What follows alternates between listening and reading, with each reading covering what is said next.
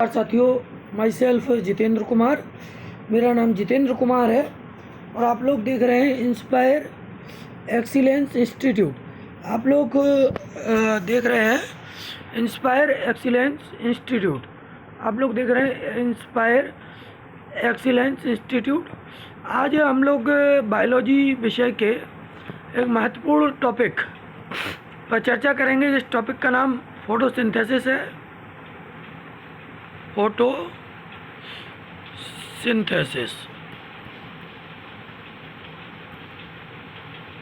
इस विषय पर चर्चा करेंगे।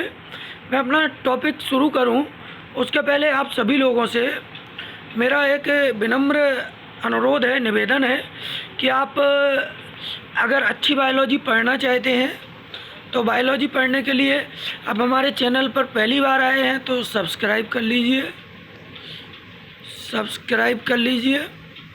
और हम 9th 10th 11th 12th सभी board ICSC, CBSC, ISC, state board आदि की बायोलॉजी को बहुत बेहतरीन तरीके से पढ़ाते हैं।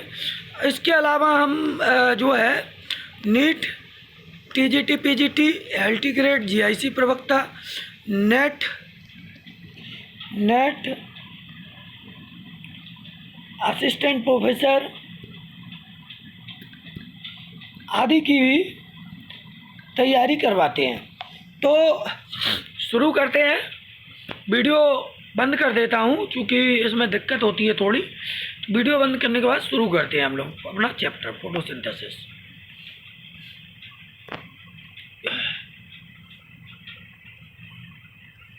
हाँ, फोटोसिंथेसिस ये मेरे हाथ के बनाए हुए नोट्स हैं, बहुत इम्पोर्टेंट है, कई जगह से बनाए हैं। फोटोसिंथेसिस है क्या?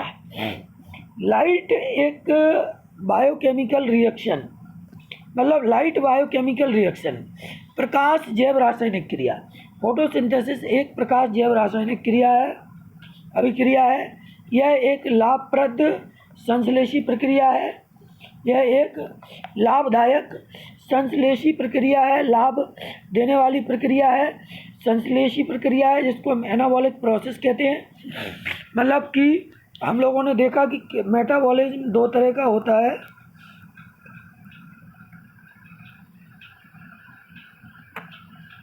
मेटाबॉलिज्म दो तरह का होता है, एक एनाबॉलिज्म और एक कैटाबॉलिज्म। तो जो एनाबॉलिज्म है ये संश्लेषी रिएक्शंस को प्रदर्शित करता है और ये कैटाबॉलिक डिस्ट्रक्टिव रिएक्शंस को शो करता है। तो फोटोसिंथेसिस एक एनाबॉलिक प्रोसेस है। इसके अलावा यह एक एंडरगोनिक या एंडोथर्मिक प्रक्रिया है, क्योंकि सूर्य की जो रोशनी है उसका उपयोग ऊर्जा के रूप में होता है, इसलिए यह एंडरगोनिक या एंडोथर्मिक एक रिएक्शन है। यह एक अपहिल प्रोसेस है क्योंकि इसमें CO2 एक वीक इलेक्ट्रॉन एक्सेप्टर होता है, कमज़ोर इलेक्ट्रॉन ग्राही होता है, इसलिए यह एक अपहिल रिएक्शन है। इसके अलावा यह एक रेडॉक्स प्रोसेस है। यह एक रेडॉक्स प्रोसेस है क्योंकि इसमें लाइट रिएक्शन जो है होती है और डार्क रिएक्शन होती है। मतलब रेडॉक्स प्रोसेस क्यों है? क्योंकि इसमें लाइट रिएक्शन होती है, मतलब वाटर टूटता है, वाटर स्पिल्टिंग होती है, जो एक ऑक्सीडेशन प्रोसेस है, ऑक्सीकरण की प्रक्रिया है। और एक डार्क रिएक्शन होती है जिसमें CO2 का फिक्सेशन होता है, मतलब यह रिडक्शन प्रक्रिया है, एक अपचेन प्रोसेस है। ठीक है। इसके अलावा रेडॉक्स प्रोसेस क्यों है? क्योंकि इसमें ऑक्सीडेशन रिडक्शन दोनों की प्रोसेस होती है। वाटर का ऑक्सीडेशन होता है और CO2 का फिक्सेशन होता है, मतलब रिडक्शन होता है। यह एक फिजियोकेमिकल प्रोसेस भी है। फिजियोकेमिकल प्रोसेस क्योंकि इसमें लाइट जो है वो लाइट की जो भौतिक ऊर्जा है उसको केमिकल एनर्जी या रासायनिक ऊर्जा में परिवर्तित कर देती है। यह प्रोसेस फोटोसिंथेसिस क्या करती है? लाइट की जो फिजिकल एनर्जी है, भौतिक ऊर्जा है, उसको केमिकल एनर्जी ग्लूकोज में परिवर्तित कर देती है, स्टार्च में परिवर्तित कर देती है। आगे बढ़ें तो हम देखते हैं कि फोटोसिंथेसिस दो कारणों से महत्वपूर्ण है। पहला कारण तो यह है कि पृथ्वी पर भोजन का मुख्य स्रोत है, मतलब मेन सोर्स ऑफ फूड है ऑन अर्थ। पृथ्वी पर क्या है? भोजन का मुख्य स्रोत है। दूसरा कारण है कि यह वातावरण में ऑक्सीजन मुक्त करती है। क्या करती है? वातावरण में ऑक्सीजन मुक्त करती है। Responsible for the releasing of O2 into the atmosphere, मतलब वातावरण में ऑक्सीजन रिलीज करने के लिए रिस्पॉन्सिबल होती है। तो एक बात ये हो गई। ठीक है, आगे बढ़ते हैं। ये दो महत्वपूर्ण कारण है। अब अतः प्रकाश संश्लेषण या फोटोसिंथेसिस एक प्रकाश जैव रासायनिक अभिक्रिया है जिसमें अकार्बनिक कच्चे पदार्थों मतलब CO2 और H2O से लाइट व पिगमेंट की उपस्थिति में जटिल कार्बनिक भोज्य पदार्थ कॉम्प्लेक्स ऑर्गेनिक फूड कार्बोहाइड्रेट का संश्लेषण होता है तथा O2 बाई प्रोडक्ट के रूप में मुक्त होता है। ऑक्सीजन जो है वो बाई प्रोडक्ट के रूप में मुक्त होता है। क्लियर? प्रकाश संश्लेषण एक जैव रासायनिक अभिक्रिया है जिसमें अकार्बनिक कच्चे पदार्थों CO2 और जल से लाइट और पिगमेंट की उपस्थिति में जटिल कार्बनिक भोज्य पदार्थों यानी कि कार्बोहाइड्रेट का संश्लेषण होता है और O2 ऑक्सीजन जो है बाई प्रोडक्ट के रूप में निकलती है। ये तो डेफिनेशन हो गई। अगर हम इसको देखें फॉर्मूले में तो बहुत सिंपल सी बात है। ये 6 CO2 12 H2O और लाइट पिगमेंट की उपस्थिति में ये क्या बनाता है? C6H12O6 ग्लूकोज बन रहा है। और ये ग्लूकोज जो बन रहा है वो किसके रिडक्शन से बन रहा है?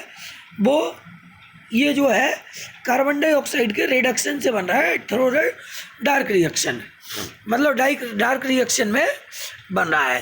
ठीक है, इसके अलावा अगर हम देखें तो ये जो जल है वाटर है, इसकी स्पेल्टिंग से O2 निकल रही है। ठीक है, और ये लाइट रिएक्शन या ऑक्सीडेशन के कारण हो रहा है। जल के भी 6 अणु इसमें मुक्त होते हैं, 6 ऑक्सीजन के अणु बाई प्रोडक्ट के रूप में बनते हैं। आगे बढ़ें। अब इसके बारे में कुछ इम्पोर्टेंट पॉइंट्स हैं, मतलब जिनको जानना बहुत महत्वपूर्ण है। ये पॉइंट्स ऐसे पॉइंट्स हैं जो बहुत कम लोगों की जानकारी में है और एग्ज़ाम की दृष्टि से बहुत महत्वपूर्ण है।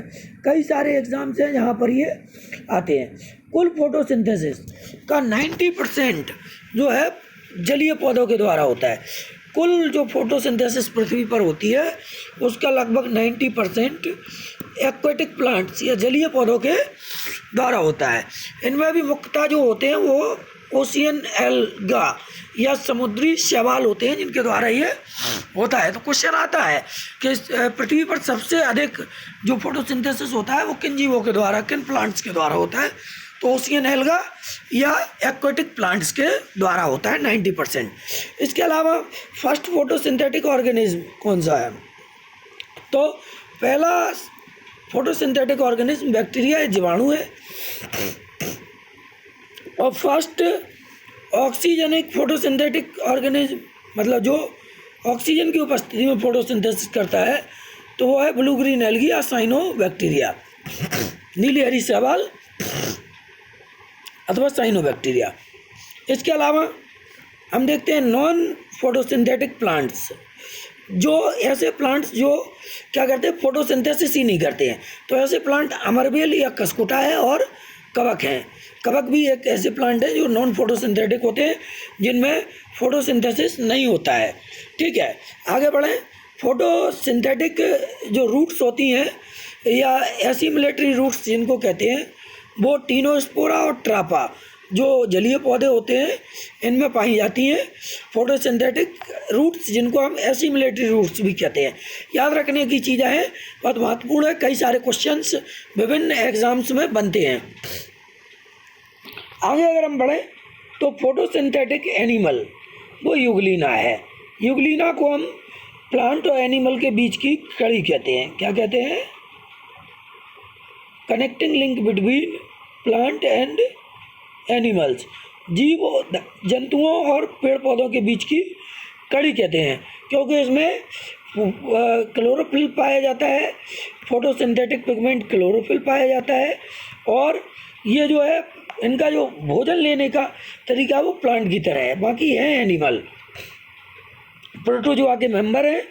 आगे देखें, फोटोसिंथेसिस का जो एक्शन स्पेक्ट्रम है वो लाल और नीली रंग की जो विजुअल लाइट होती है वो होता है और एब्जॉर्प्शन स्पेक्ट्रम मतलब जो है वो ब्लू और रेड कलर की जो लाइट है वो होती है। आगे बढ़े तो फोटोसिंथेसिस का जो रेट है वो लाल प्रकाश में सबसे ज़्यादा होता है और हरे प्रकाश में सबसे कम होता है। फोटोसिंथेसिस का रेट रेड लाइट में सबसे ज़्यादा और ग्रीन लाइट में सबसे कम।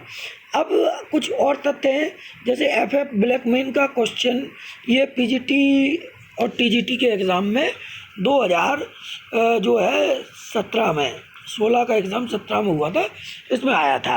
तो इससे संबंधित इन्होंने फोटोसिंथेसिस में 2 चरण, जो लाइट रिएक्शन है और डार्क रिएक्शन है, उनके बारे में बताया था। मतलब इन्होंने लाइट रिएक्शन और डार्क रिएक्शन का प्रमाण दिया था। डार्क रिएक्शन और लाइट रिएक्शन या फोटोकेमिकल रिएक्शन का प्रमाण दिया था एफ ब्लैकमैन ने। इन्होंने लिमिटिंग फैक्टर का लॉ भी दिया था, जो है सीमित कारकों का सिद्धांत जो है वो भी इन्होंने दिया था। लाइट रिएक्शन के लिए Q10 की वैल्यू जो है वो 1 होती है और डार्क रिएक्शन के लिए 2 और 3 होती है Q10 की वैल्यू। ठीक है, ये भी इन्होंने ही बताया था। Q10 होता क्या है, इसको हम कहते हैं ताप स्थिरांक। तो ताप स्थिरांक की वैल्यू लाइट रिएक्शन के लिए 1 होती है और डार्क रिएक्शन के लिए ताप स्थिरांक की वैल्यू 2 और 3 होती है। ताप स्थिरांक क्या है, 10 डिग्री टेम्परेचर वृद्धि से किसी रासायनिक क्रिया की दर में दोगुनी वृद्धि हो जाती है। इस प्रभाव को वॉन हॉफ ने Q10 कहा। एक निश्चित सीमा तक वृद्धि होती है, इस प्रभाव को वॉन हॉफ ने क्या कहा, Q10 कहा। और Q10 की लाइट रिएक्शन के लिए वैल्यू 1 होती है, डार्क रिएक्शन के लिए वैल्यू 2 या 3 होती है। एफ ब्लैकमैन के कार्यों जैसे डार्क रिएक्शन की खोज का एक्सपेरिमेंटल प्रूफ बारबर्ग ने इंटरमिटेंट जो फ्लैश लाइट एक्सपेरिमेंट है उसको करके किया था। ठीक है, आगे बढ़ते हैं। कंटिन्यू लाइट की तुलना में प्रकाश संश्लेषण की दर डिसकंटिन्यूड लाइट में अधिक होती है। मतलब जो लाइट लगातार आती है उसमें प्रकाश संश्लेषण का रेट कम होता है, और जो डिसकंटिन्यू बीच बीच में टूट करके आती है लाइट, उसमें प्रकाश का जो फोटोसिंथेसिस का जो रेट है वो बहुत अच्छा होता है, ज़्यादा होता है। इसका मूल कारण यह है कि लाइट रिएक्शन की गति डार्क रिएक्शन से तेज होती है। इसका मूल कारण क्या है कि जो लाइट रिएक्शन है वो डार्क रिएक्शन से फास्ट चलती है, और कंटिन्यूस जो लाइट में लाइट रिएक्शन के उत्पाद जो ATP और NADPH2 उस गति से डार्क रिएक्शन में उपयोग नहीं हो पाते हैं जिस गति से लाइट रिएक्शन में वो बनते हैं, क्योंकि लाइट रिएक्शन तेजी से चलती है, डार्क रिएक्शन स्लो चलती है। तो तेजी से जब ATP NADPH2 बनते हैं तो उस गति से डार्क रिएक्शन में वो यूज नहीं हो पाते हैं, इसलिए डिसकंटिन्यूस लाइट में फोटोसिंथेसिस का रेट ज़्यादा होता है कंटिन्यूस लाइट की अपेक्षा। अब हम बात करें रॉबर्ट हिल की। रॉबर्ट हिल एक साइंटिस्ट था, उसने स्पष्ट बताया कि जो है फोटोसिंथेसिस में O2 जो गैस है वो जल के प्रकाशिक अपघटन से उचित इलेक्ट्रॉन और हाइड्रोजन ग्राही की उपस्थिति में ही निकलती है, और इसने कंसेप्ट ऑफ 2 पिगमेंट सिस्टम भी दिया। ठीक है, ये एमर्सन अर्नोल्ड ने दिया था 2 पिगमेंट सिस्टम का कंसेप्ट। ठीक है, रेड ड्रॉप जब 180 nm से अधिक की तरंग दैर्घ्य 180 nm से ज़्यादा वेवलेंथ की जो है 180 nm से अधिक की वेवलेंथ देते हैं तो फोटोसिंथेसिस का जो उत्पादन है उसमें गिरावट आ जाती है। मतलब फोटोसिंथेसिस उत्पादन लब्धि में गिरावट, क्वांटम लब्धि में गिरावट आ जाती है। अब कॉन्सेप्ट ऑफ 2 पिगमेंट सिस्टम वो तो एमर्सन और अर्नोल्ड ने दिया था। ठीक है, इसमें इन्होंने एमर्सन एनहांसमेंट इफेक्ट की बात कर लेते हैं। एमर्सन एनहांसमेंट इफेक्ट समृद्धि प्रभाव कहते हैं इसको। जब क्लोरेला को 680 nm से कम या अधिक या मिश्रित वेवलेंथ दी जा गई तो उत्पादन या क्वांटम यील्ड में वृद्धि हुई। मतलब मिक्स जब वेवलेंथ दी गई या कम ज़्यादा करके दी गई, सिर्फ एक ही मतलब उसकी वेवलेंथ नहीं दी गई तो जो है वृद्धि हुई, और उसको एमर्सन एनहांसमेंट इफेक्ट कहा। ठीक है, क्या कहा, एमर्सन एनहांसमेंट इफेक्ट कहा गया। अब LHC लाइट हार्वेस्टिंग कॉम्प्लेक्स, तो 680 nm की वेवलेंथ में फोटो सिस्टम फर्स्ट जो साइक्लिक प्रोसेस है वो कार्य करती है, और इसमें रेड ड्रॉप की प्रोसेस होती है। और इसमें जो है 680 nm से कम ज़्यादा या मिक्स लाइट देने पर दोनों साइक्लिक और नॉन साइक्लिक रिएक्शन चलती हैं। इसको एनहांसमेंट इफेक्ट कहा जाता है। ठीक है, आगे अगर बढ़े तो पीएस सेकेंड 680 nm से कम पर काम कर पाता है और 680 nm से अधिक पर या अधिक तरंग दैर्घ्य देने पर पीएस सेकेंड बंद हो जाता है। पीएस सेकेंड बंद हो जाता है। ठीक है, तो इसे ही रेड ड्रॉप कहा जाता है। अगर हम 680 nm से कम की तरंग दैर्घ्य देते हैं पीएस सेकेंड को तो वो काम करता है, लेकिन जब अधिक वेवलेंथ की तरंग दैर्घ्य दे देते हैं तो इससे रेड मतलब वो पीएस सेकेंड बंद हो जाता है और इसे रेड ड्रॉप कहा जाता है। ठीक, मिक्स लाइट में दोनों चलते रहते हैं। मिक्स लाइट में दोनों चलते रहते हैं और अधिक उत्पादन मिलता है। इसे इमर्सन एनहांसमेंट इफेक्ट भी कहा जाता है। ये बहुत सारा सा मतलब है। अब हम एक अलग से क्लोरोप्लास्ट के लिए बनाएंगे। साथियों, आप लोगों से निवेदन है कि वीडियो अगर अच्छा लगे तो शेयर कर दीजिएगा और चैनल पे पहली बार आए हैं तो सब्सक्राइब ज़रूर कर दीजिएगा। Thank you for watching this video.